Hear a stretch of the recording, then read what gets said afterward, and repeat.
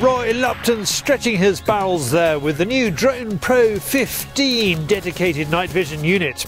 We're stretching the elastic at the Catapult Championships.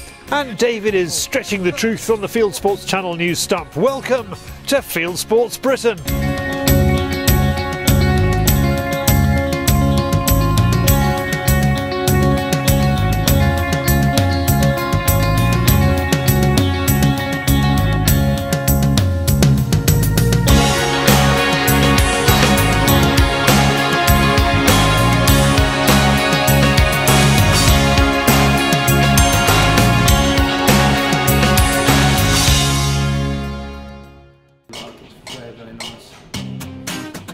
Roy has got his hands on the only DronePro 15 in the country.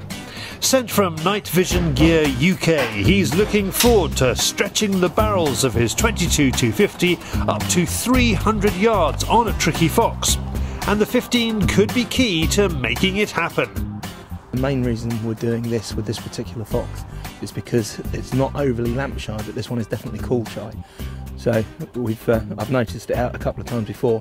We've had a squeak and all of a sudden it just hightails it. So when you've got a fox like that, it's quite nice just to bait one in and spend an evening, well hopefully not an evening, but maybe an hour or two just sitting and waiting. You may remember Roy head shooting bunnies at crazy distances on a golf course last year. That was with the 10 times zoom version of the drone, but the 15 with its powerful infrared illuminator will deliver a picture quality allowing a shooter to extend his or her range if he or she has done his or her homework. That's enough for quality.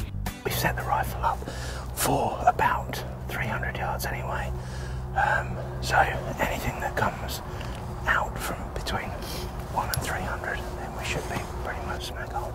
We're going to pitch up here and we'll have a look through the two different scopes. So we've got the DronePro 10 hours and the DronePro 15, and we'll just have a scan through both of them and see what the target acquisition is like, but also there should be a few rabbits coming back out as well, and it will give us a good comparison of the two different scopes and what they offer. With the coast clear, Roy tries to show the difference between the two models of drone we have with us tonight. One on the rifle, the other handheld. You can see that we're looking there at rabbits at about 300 there.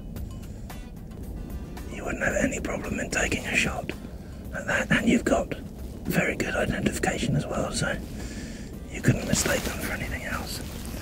So we've got some quite good definition there. So that's where we came over the bank, or Jim came over the bank to put the bait out.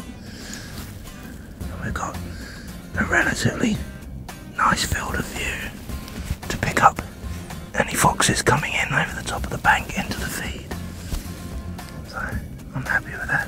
What we'll do now is we'll have a look at the image the DronePro 10 offers at those exact same two rabbits there, and then it'll give us some sort of idea of the difference the extra 5 times magnification makes on this unit.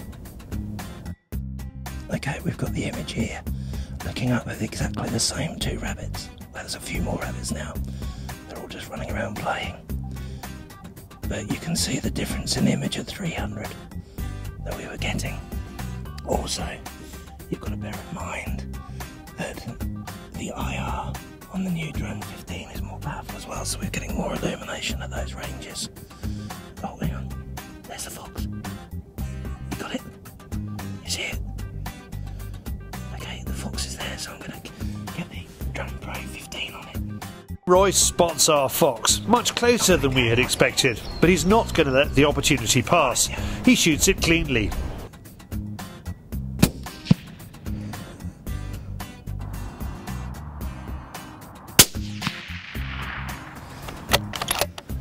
Wasn't quite where we hoped it was going to be, but yeah, I mean, again, that was a relatively easy shot. I think that was only about 150 yards, but again, with the extra magnification, it just let me see a little bit more of the foliage because there's a few branches sticking up, so I was able just to tuck it through there, and that's the one that I wanted, I think. So it's a shame. It would have been nice to see it come across the bank, but when you get an opportunity, you've just got to take it. Just for comparison, here is the fox through the 10 times and the 15 times.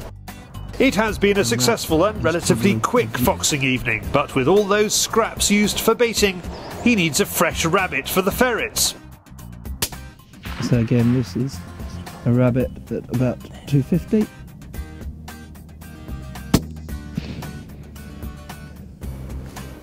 I've used the Drone 10 for the last few months now, lamping, and it's been perfectly ample, well, perfectly good. It's been superb actually for going around and foxing, and it's accounted for a lot of foxes recently.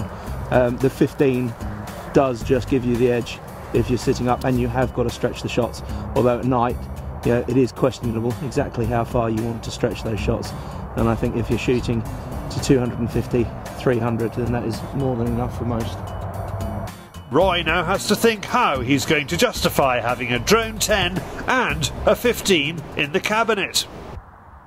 Thank you, Roy. Now, from lighting up the darkness to fumbling around in the dark, it is David with the Fieldsports channel News Stump.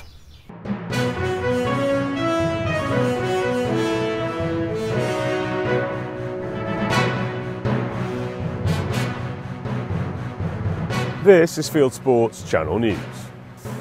Plenty of dog news this week, and the top story is that the Kennel Club has bought a shooting estate. It made a provision of around £9 million in its accounts last year to buy 7,500 acres of mixed grouse moor and lowland shooting in Northumberland, and the deal has now gone through subject to contract. Owned by the Duke of Northumberland and the Percy family's Northumberland estates, Emblehope is in the heart of the Kielder Forest, close to the border with Scotland. It comes with a 4-bedroom house, shooting and stalking in the Tyne Valley, grouse on the moors above, and even salmon and sea trout fishing in the nearby North Tyne. The Kennel Club plans to use the estate for field trials for both gun dogs and bloodhounds. The winner of the gun dog group at Crufts this year was a Gordon setter, but there was controversy about the winner of the German Shepherd class. It seems to have escaped the judge's notice that the winning dog is not only lame, but may have a deformed spine. The Kennel Club was quick to criticise the judge and has announced an inquiry into the decision. Now, do you want a perfect spaniel? There's a new magazine out. The Trialling Spaniel is bi-monthly. Go to thetriallingspaniel.weebly.com or look for it on Facebook. Apparently the RSPB is obsessed with grouse shooting. That's the conclusion of a report by scientists. Last year, the charity called on the government to clamp down on what it's called the damaging practice of burning moorland, which increases grouse numbers by promoting the growth of young heather, on which they feed. Scientists say that the press releases issued by the RSPB about their research bore only passing resemblance to the key findings of the paper. And finally, a golfer captured daylight robbery on his mobile phone. This fox snuck up on his golf bag and stole his wallet. The crime took place at County Louth Golf Club in Ireland. As soon as the golfer gave chase, typical of a thief, it dropped the evidence and scarpered. You are now up to date with Fieldsports Channel News. Stalking the stories, fishing for facts. Thank you, David. Later in the show, I'll be finding out how to shoot that noblest of weapons, the catapult. First, we love pheasants. We shoot them, but we save them.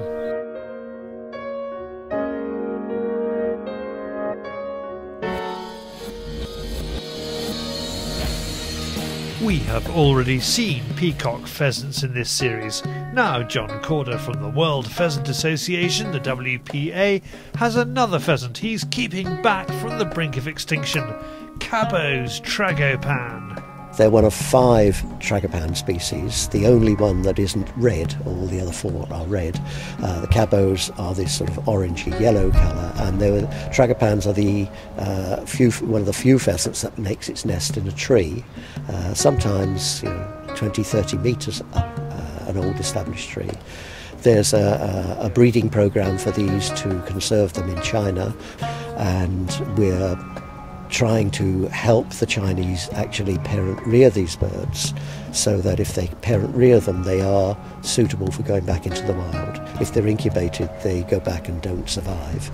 So we're trying to teach the Chinese how to breed them and parent rear them, and the Chinese come here for training so that they can then go back to their own breeding program in Gansu province. The pheasant is a very silly bird, and it has a very small brain, And for most species, you would think that if it became hand tame, that it would be a problem to put it back into the wild. But the pheasant's behaviour is so instinctive that you can make a pheasant go wild very, very quickly. So we like our birds to be very relaxed, so they don't fly up and break their necks hitting the roof of the aviary. So our birds are very relaxed. If they're going back into the wild, if you catch them in a net, they turn wild very, very quickly. For more about the work of the WPA, go to pheasant.org.uk. From one lot of exotic birds to another, I'm off to the British Catapult Association Championships. Want to find out how to shoot catapults like a superhero? We're in a village hall in South Wales for the British Catapult Association's first indoor championships. The UK's top shots are here, going through the heats in the long-distance 20-metre competition, with all the highs and lows you get from a top-flight sport.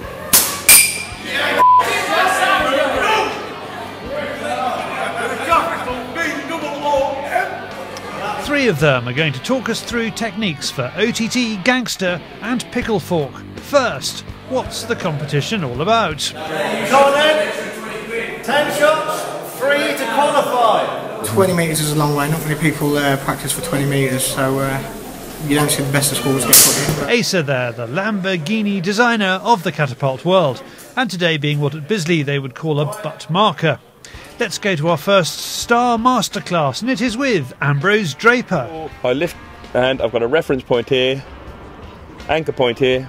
My reference point is the corner of my fork tip, and if I put that on the target, I should stand a chance of hitting it sometimes. Back in the hall, and it's tough going for one of the established kings of the catapulting world, Keith Dighton. The pressure of organising this competition and competing in it may be too much. Keith is a regular champion, and his speciality is shooting gangster. There's several styles of doing it, but the gangster way of shooting is essentially you're cupping it in your hand and you're aiming down the bands. Now, why it's called gangster? I don't remember Al Capone using one of these. I know, but modern day gangsters tend to be, you know, pistol on the side sort of thing, and that's someone just dubbed it gangster. But it's the most easiest way to shoot consistently accurate out of all of them, purely because what you're doing is, I mean, for example, I anchor in my pouch around about my mouth here, so it's underneath my dominant eye. So if you're anchoring there and you're looking down the bands, essentially you have, all you can see with your dominant eye is a line. So that projectile will travel in that line, and then all you've got to look at is your elevation. It's not just out on the grass that I'm learning new techniques. For instance, what's this sucking of the balls before you shoot them? And yes, I really did just say that. I can load faster from my mouth and going in my pocket. Another well-known face from catapulting is Gamekeeper John, who runs a popular YouTube channel. This one here is a TTF shooter, which means through the forks. So basically you shoot it sideways on, and as opposed to the bands going over the top, which a lot of people do, which is called OTT, this one comes through the forks. So when shooting, the ball, when you let it go, actually goes in between the forks. This one's my design. This one, I've got little aiming aids in it. I don't know if you can see them in the camera. You pull back, you see a little dimple in the middle. That's what I put on the target. This point here is called my reference point. Get them two lined up, sort of like open-sighted air rifles. You got your point there, and this would be your backside. As long as you bring that to the same place, you sort of get the same like sighting, which is good. Obviously for elevation you need to aim a bit higher at certain distances, but once you've shot enough times you'll soon work out where to aim. And that the last year or two it seems to have come back in a lot. It used to be all the over the top ones which pulled over, but it's getting really popular, this style now, and all the, well, not all, a majority of the top shooters are now shooting it. Just seems to be more accurate, if I can say that. Not most will disagree, but people seem to be switching to it. So another favourite form of the sport is a tiny catapult you can secrete almost in the palm of your hand. It's called a pickle fork, and it comes with its own technique. It originated in America with a young fellow called Daryl, or DeGooey, known as PF Shooter, and he's all over YouTube with it. He's big on the American forums, and it sort of came over here about 5 or 6 years ago with Toddy. I don't know if you met Toddy at the old shoots, no? And Toddy pushed the sport forward, and then we all just started to experiment and play and make our own versions of them. Load the pouch, twist. I shoot gangster, so it's very awkward for other people to do it. Most people shoot a pickle fork with a tweak and a twist over the top. Now that twist is very important. Why is that? The twist, it's so you don't hit your fingers or your thumb or the fork. There's no gap, so the ball has to go over the top. The ball's in there. As you tweak, it's got to lift. If you fired it like a conventional catapult, you'd hit your hand and the fork. Okay, well, a pickle fork basically is made originally for speed shooting. It has a small fork gap, so if you're shooting it, basically the ball cannot travel through that gap. And the idea is when you're shooting it, it's really mainly fronting, it's quick. You just release it in one fluid motion. You push forward and you twist your body. Well, anyone who sees me shoot knows I take a long time to shoot. With this it's different because you don't aim at a target. You look and let your hands do the work. Now, we have come all the way to Wales. We cannot not find out who wins. At 20 metres, do you need fire in your blood or ice? I don't really know. To be quite honest with you, I think you need to be ice. I think you need to be cool as a cucumber to be able to hit that sort of target at that sort of range. I've done it. I know other people have done it, but it's different doing it in your back garden or on a practice range than it is up against a seasoned pro. You know, it's nerves, basically. Nerves in the day are big killer. You can be the best shot in the world in the day, but if you can't hold your nerve. They shoot at the 10 knockdown targets for 10 points each. Then they shoot another tiny target. If they hit it in the bullseye, it multiplies their score by 1.5. There are 2 heats. That's gamekeeper John nearest the camera. But watch out for young Jack Davis in the middle, sporting the 9.5mm bling around his neck. He's shooting well today. The pressure really starts to build now, and it's too much for John. He crashes out with just 30. Jack's looking good with 60 points. Can they hit the multiplier? Nope, they all miss it. The second and final heat takes place. David West is shooting straight, and it could all come down to the bullseye. David is shooting the targets on the left. He gets it. But is it enough to win the competition? Keith tops up the scores and makes the announcement. First place, Jack Davis.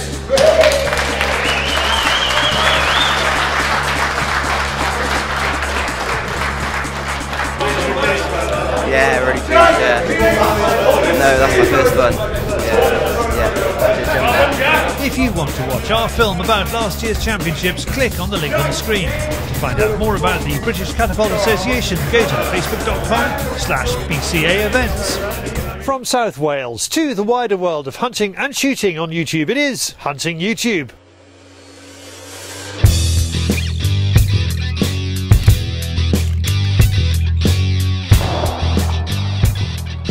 This is Hunting YouTube, which aims to show the best hunting and shooting videos that YouTube has to offer. Craig Smith sends in his own film of goshawking game birds, pheasant and duck with spaniels and pointers, plenty of action. A popular film on Facebook is this from Crufts, the Gamekeepers competition at Crufts 2016. Next, possibly the prettiest film yet of clays breaking, paid for by gunmaker Blaser to celebrate the launch of its new F-16 shotgun. Want to learn how Americans do duck decoy patterns? Idaho mallard hunt on the Snake River and Fields is a half-hour show about duck shooting over a snow-covered field, just uploaded but dating from 2011. Over the border into Canada and more duck hunting, this time in the relatively warm weather of 2015 when ducks hopped from small pond to small pond. Now feral hogs in New Zealand. Otago Winter Wild Boars 2015 has NZ Wild Things hitting the hills after a snow dump and following the dogs as they get onto a few decent hogs. Feral hog control on a Texas dairy uses AR-15s instead of dogs and thermal night vision instead of sunlight, but the effect on the hogs is similar. And finally, more snowy sporters. Willy Lindberg from Jaktfaber in Sweden is out after fallow. That's it for this week. If you have a YouTube film you would like us to pop into the weekly top 8, send it in via YouTube or email me the link, charlie@fieldsportschannel.tv. Well, we are back next week, and if you haven't done so already, please pop over to our website, fieldsportschannel.tv, where you can click to like us on Facebook or follow us on Twitter,